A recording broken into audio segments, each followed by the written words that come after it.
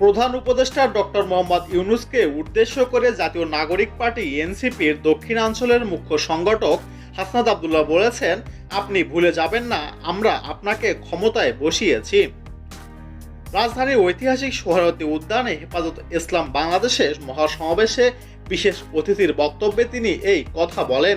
সমাবেশে হাসনাত আব্দুল্লাহ বলেন, ডক্টর মোহাম্মদ ইউনূস গত কিছুদিন আগে বলেছেন আগামী নির্বাচনে আওয়ামী লীগ অংশগ্রহণ করবে কি করবে না সেই সিদ্ধান্ত নাকি আওয়ামী লীগের। আপনি ভুলে যাবেন না আমরা আপনাকে ক্ষমতায় বসিয়েছি। আওয়ামী লীগ নির্বাচন করবে কি করবে না, নির্বাচনে আসবে কি আসবে না এই সিদ্ধান্ত নিয়েছি আমরা।